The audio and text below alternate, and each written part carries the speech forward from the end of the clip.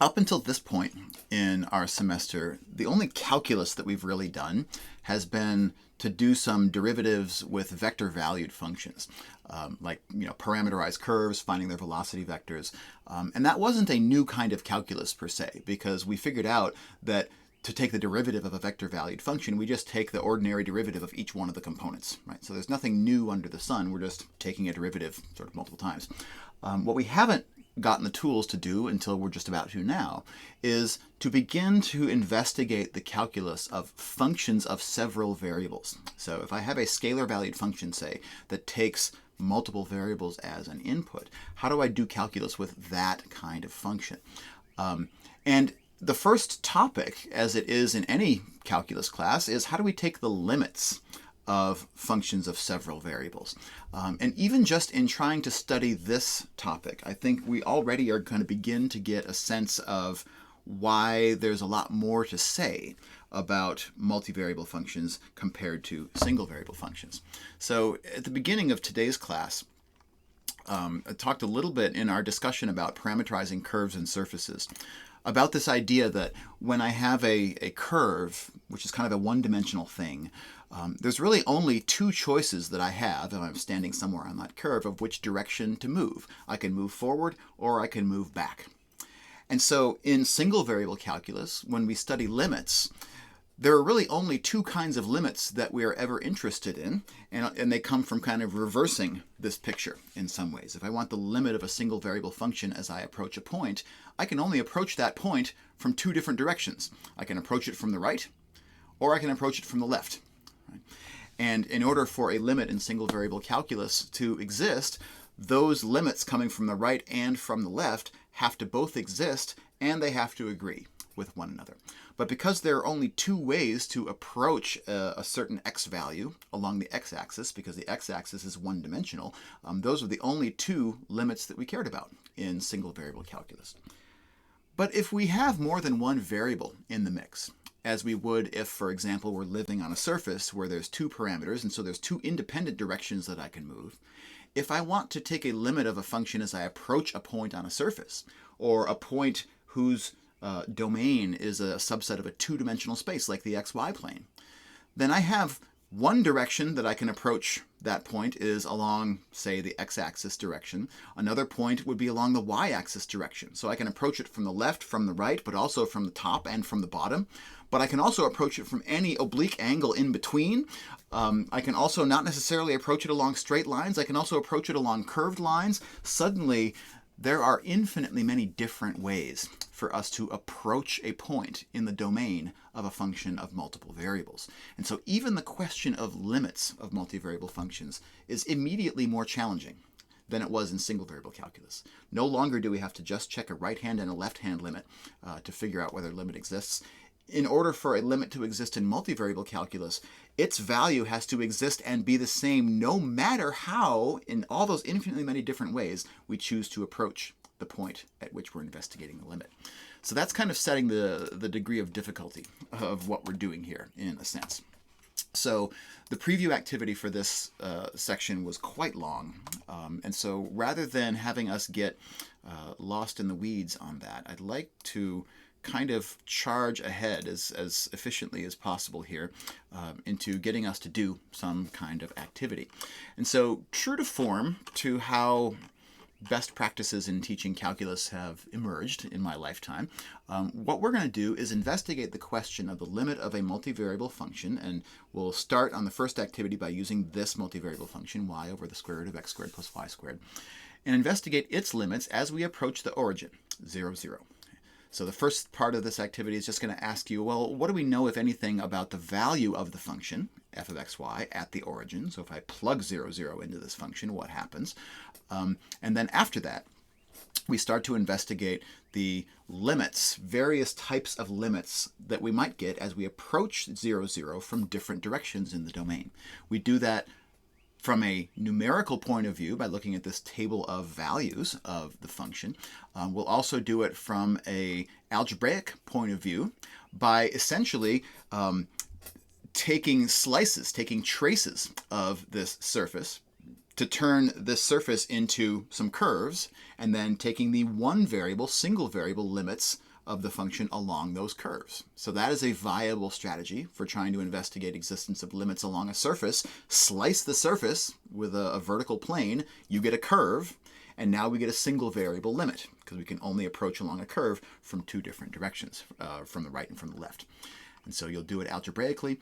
And then I also have a GeoGebra tool to help you to get a graphical investigation of what's actually going on with the limit of this function. So this entire activity, it exists in a bunch of different parts, and the entire goal is to try and figure out what is the limit of this function, y over the square root of x squared plus y squared, as the input value, as the xy approaches the origin. So go ahead and get started on parts A and B. So part A asks us just to investigate the value of the function at the origin.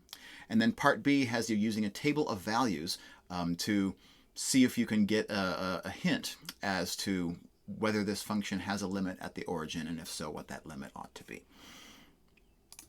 What's kind of challenging about this data table, I think, is that we're thinking about like what value does this function approach as we get close to this missing value here in the middle. So our function is undefined at xy equals 0, 0. But as we get closer to 0, 0, it looks like my values of my function, some of them are pretty close to 0, some of them look like they're close to 1, some of them look like they're close to -1. But of course in calculus we can never trust any table of data to give us a precise value for a limit, because it's not showing us, maybe there's some crazy stuff happening in between 0 and 0.1 or something that's not, showing up in this data table. So I think that, what this data table has done for your groups so far is at least giving you a little bit of a lack of clarity, or a lack of confidence that this limit might exist. And so the next step is going to be to investigate this question algebraically. And so the idea that they have is, let's take this from a two-dimensional problem, so a multivariable function problem, let's reduce it down to a single variable problem, because we know how to solve single variable limits. This is a classic problem solving strategy. Try to solve a simpler problem and see if that solution gives us a clue to the larger problem. And so we can do this in a lot of different ways. The way in part C that you'll do is ask, all right, well, what if we approach 0, 0 along the x-axis? So if we just set y equal to 0 in my function, what's going to happen? Well, if we look back up at this table, for y equals 0, that's this middle column here. And so what would you expect, before you do the algebraic calculation, what would you expect the value of the limit of the function along the x-axis to be? Like, what value are we approaching if we just look at this column? 0. Yeah, it looks like the limit is probably 0, right? Because, in fact, the entire value of this function is just constantly 0 along that axis. And so in a graph of our function, which tab is it? Here it is.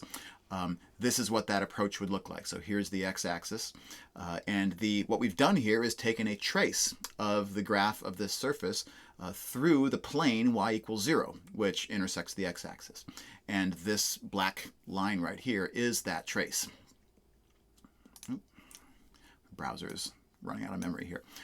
And sure enough, it looks like that's just a horizontal line. And so the z value that we're approaching along that line looks like a z value of 0. So far so good, but your task now is to demonstrate that algebraically. So substitute y equals 0 into this function, reducing it into a single variable limit where the only variable that's left is x, and then evaluate that limit as x tends to 0.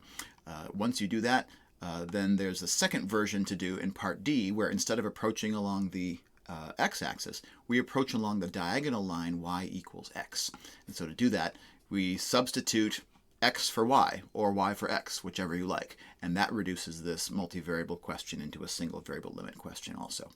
So let's do parts C and D using the algebra and see if it can give us a clearer sense of what the behavior of this function is near the origin.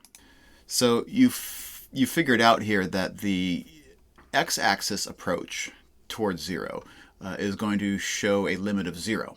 as a single variable limit, right? When we substitute 0 for y, my entire function just becomes a constant function equal to 0.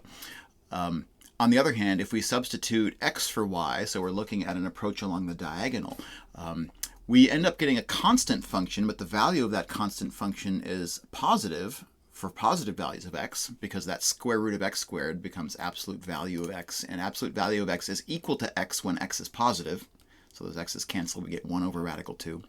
But for negative values of x, the absolute value of x is the opposite of x. And so x over opposite of x gives me a negative 1 over square root of 2 for negative values of x. So what's actually happening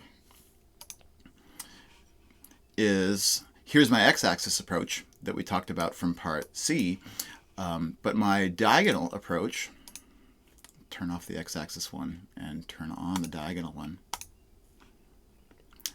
So there's my diagonal approach. If I look at this from the top down,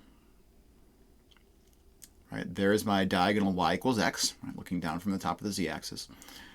And when we look at that in context, as we approach the origin from positive values of x, so in the first quadrant, we end up with a positive value for this limit. That's positive 1 over radical 2.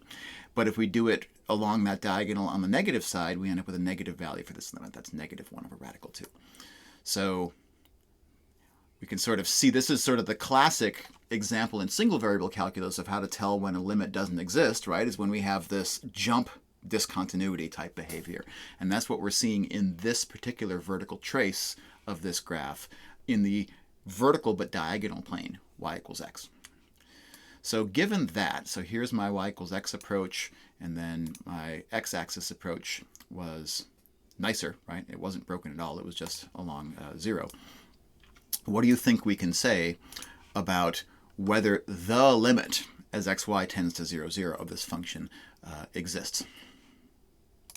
Yeah, this limit doesn't exist because in order for a limit to exist, in no matter what kind of calculus that we're doing, that limit has to exist and be the same no matter which way we approach the point that we're approaching.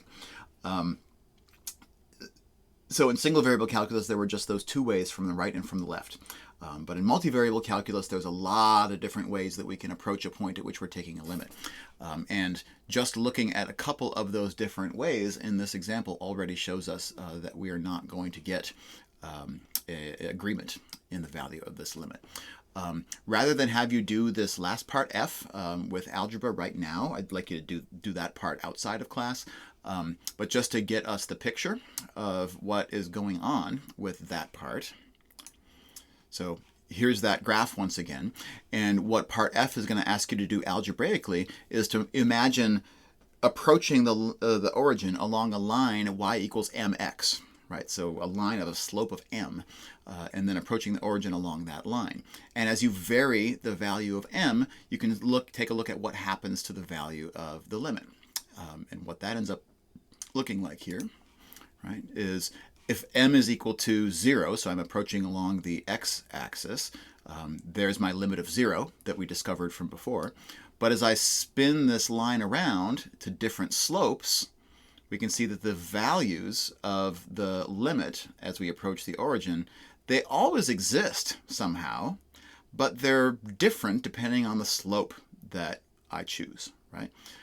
I get a negative limit if I end up with, approaching along a line in the lower half plane of the xy plane, so the third or fourth quadrant. If I'm in the first or second quadrants for my approach, then my limit exists but has a positive value. When you do this algebraically, you're actually going to get a formula for how the value of this limit depends on the slope that you choose to approach the origin on. And the fact that it depends on that slope at all means that different slopes are going to give us different values, and so the value of this limit in general will not exist. So this is a classic kind of example to start out the study of multivariable limits, because if we approach the origin along different straight line paths, we get different values for that limit. And so the limit of the function as we approach the origin doesn't exist.